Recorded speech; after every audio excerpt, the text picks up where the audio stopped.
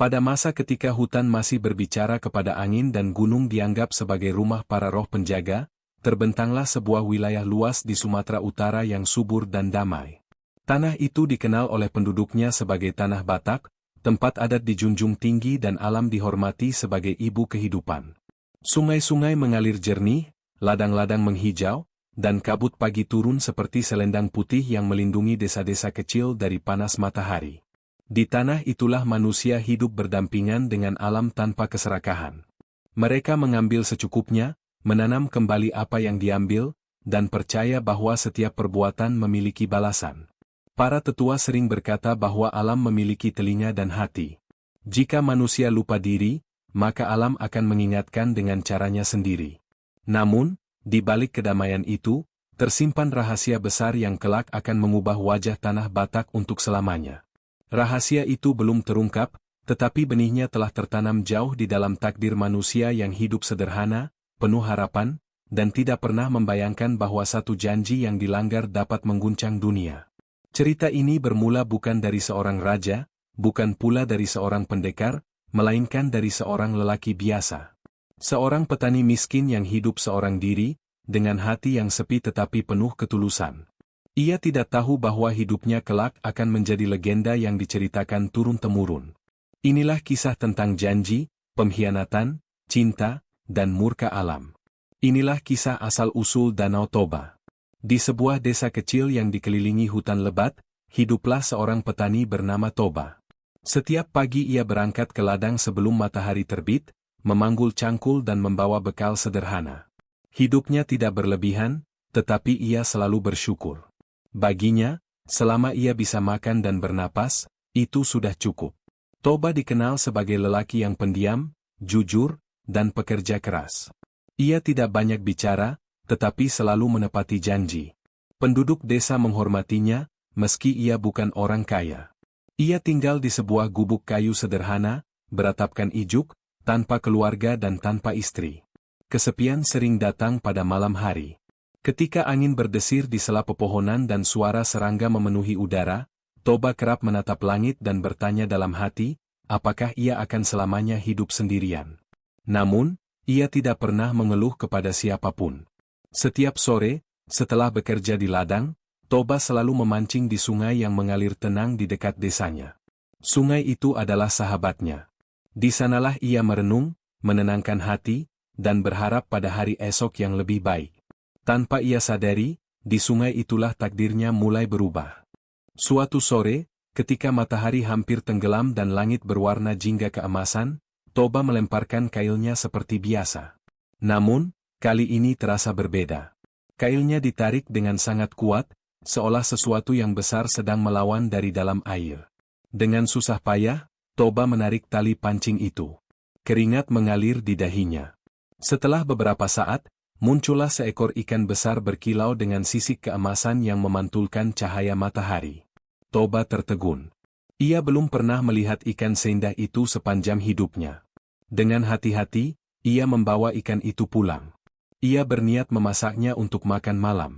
Namun, saat ia hendak membersihkan ikan tersebut, keajaiban terjadi. Ikan itu berubah menjadi seorang perempuan cantik jelita, berkulit cerah dan bermata lembut. Toba terkejut dan mundur beberapa langkah. Perempuan itu tersenyum dengan tenang dan memperkenalkan dirinya sebagai makhluk jelmaan yang dikutuk. Ia berkata bahwa Toba telah membebaskannya dengan ketulusan hati. Sebagai balasannya, perempuan itu bersedia menjadi istri Toba, dengan satu syarat yang tidak boleh dilanggar seumur hidup.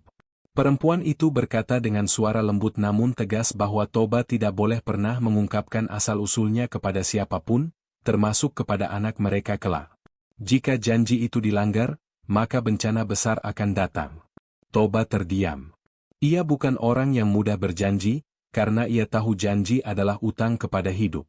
Namun, hatinya telah terpikat, dan kesepiannya menemukan jawabannya. Dengan penuh kesungguhan, ia bersumpah akan menjaga rahasia itu sampai kapanpun. Mereka pun menikah dan hidup bahagia. Perempuan itu menjadi istri yang baik, pandai mengurus rumah, dan penuh kasih. Kehidupan Toba berubah drastis. Gubuknya terasa hangat, ladangnya subur, dan hatinya tidak lagi sunyi. Penduduk desa heran melihat perubahan nasib Toba.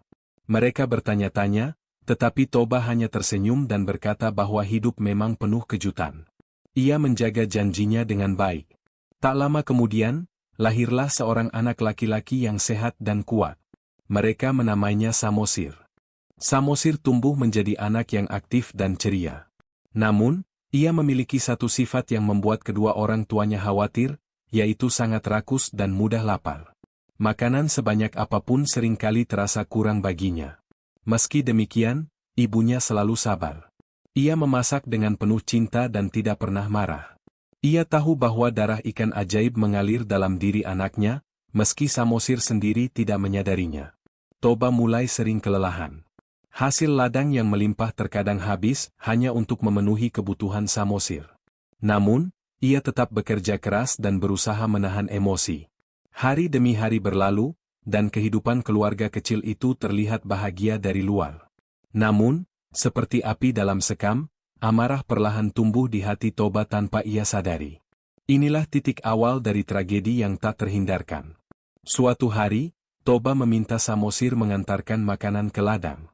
Ia berpesan agar makanan itu tidak dimakan di jalan. Namun, godaan terlalu besar. Samosir memakan sebagian besar bekal itu karena lapar. Ketika Toba mengetahui hal itu, amarah yang selama ini terpendam meledak. Dalam kemarahannya, ia berteriak dan tanpa sadar mengucapkan kata-kata terlarang.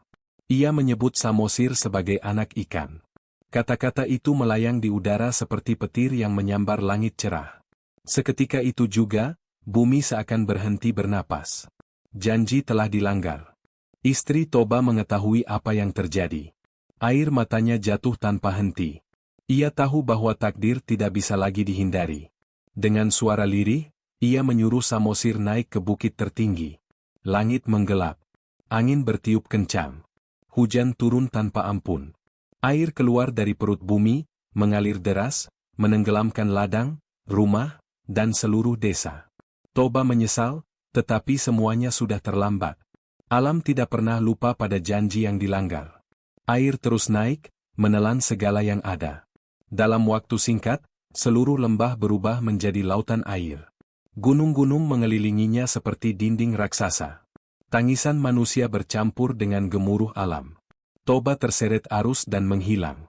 Istrinya kembali ke asalnya, menyatu dengan air dan langit. Samosir selamat di atas bukit, menyaksikan dunia lamanya lenyap di depan mata. Bukit tempat Samosir berdiri perlahan menjadi sebuah pulau di tengah genangan air yang luas. Air itu tidak pernah surut. Waktu berlalu. Air yang menenggelamkan desa berubah menjadi danau besar yang tenang dan dalam.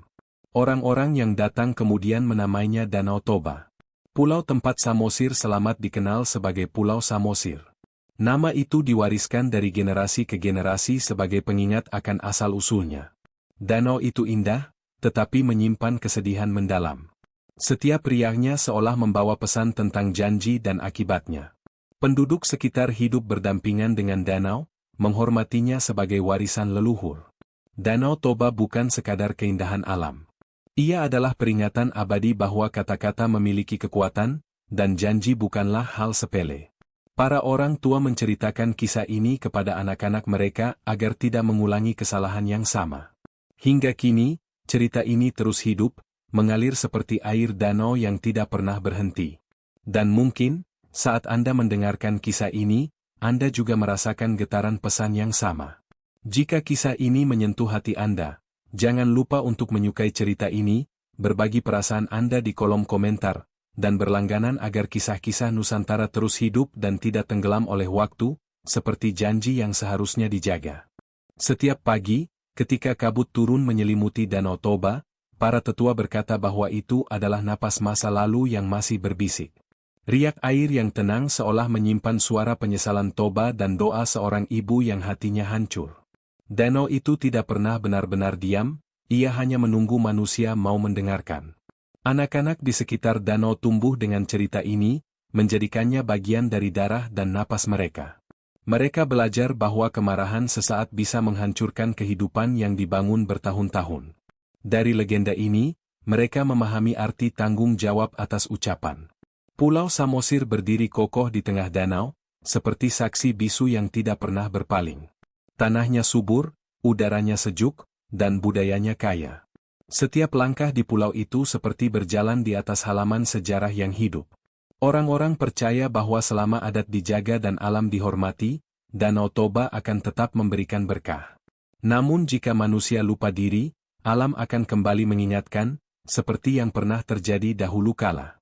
Legenda ini bukan untuk menakut-nakuti, melainkan untuk mengingatkan bahwa hidup selalu berjalan seiring dengan tanggung jawab.